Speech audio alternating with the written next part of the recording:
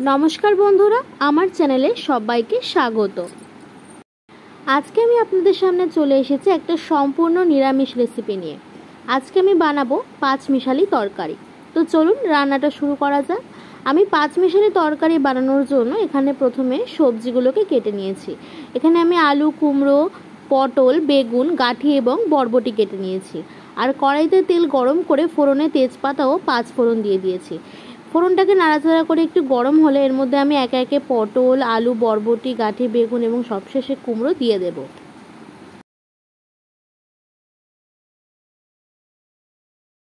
सब सब्जिगुलो देওয়া হয়ে গেলে এখানে স্বাদমতো নুন দিয়ে এটাকে ভালো করে নেড়েচেড়ে মিশিয়ে 5 মিনিটের জন্য ঢেকে হতে দেব। 5 মিনিট পর ফিরে এলাম। দেখুন সবজির রংটা হালকা চেঞ্জ হয়ে গেছে। এরপর এর মধ্যে পরিমাণ মতো হলুদ জিরের গুঁড়ো ধনের গুঁড়ো দিয়ে ভালো করে নেড়েচেড়ে মশলার সঙ্গে এটাকে মিশিয়ে দেব। সবকিছু মেশানো হয়ে গেলে সবজিটাকে ঢেকে রেখে এটাকে আমি আবারও 5 মিনিটের জন্য হতে দেব। এরপর আমি এর মধ্যে গ্রেট করে রাখা আদা দিয়ে দেব। সেটা দিয়ে আবারও এটাকে ভালো করে নেড়ে চেড়ে আদার সঙ্গে মিশিয়ে দিতে হবে। এটাকে 2 মিনিট ধরে নাড়তে হবে যাতে আদার কাঁচা গন্ধটা চলে যায়। ভালো করে মেশানো হয়ে গেলে সবজিটাকে আমি আবার 3 মিনিটের জন্য ঢেকে রাখবো।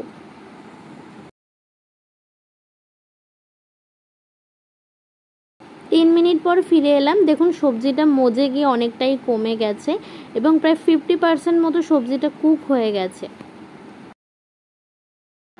এরপর আমি এর মধ্যে পরিমাণ মতো জল দিয়ে দেব যাতে সবজিটা ভালো মতো সেদ্ধ হয়ে যায়।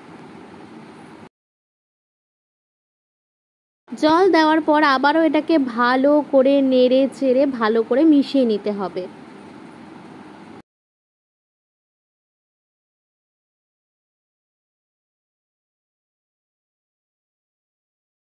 মেশানো হয়ে গেলে এটাকে আমি 6 থেকে 7 মিনিটের জন্য ঢেকে রেখে দেব।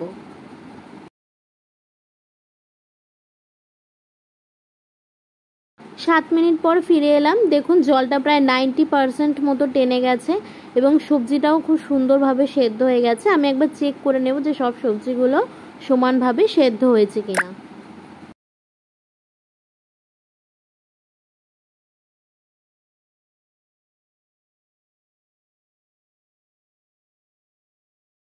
দেখুন সব সবজিগুলোই কিন্তু এখানে পারফেক্টলি কুক হয়ে গেছে।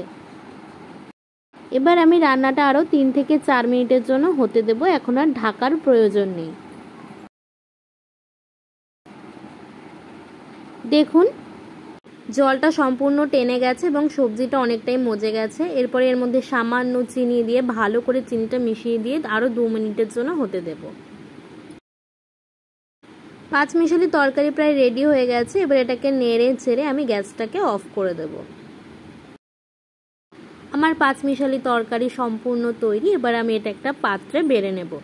এই তরকারিটা ভাত রুটি অথবা খিচুড়ির সাথেও চাইলে পরিবেশন করতে পারেন।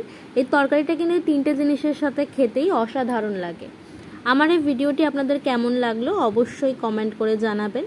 যদি আমার ভিডিওটি আপনাদের ভালো লেগে থাকে তাহলে লাইক শেয়ার সাবস্ক্রাইব করে আমার পাশে থাকবেন। ধন্যবাদ।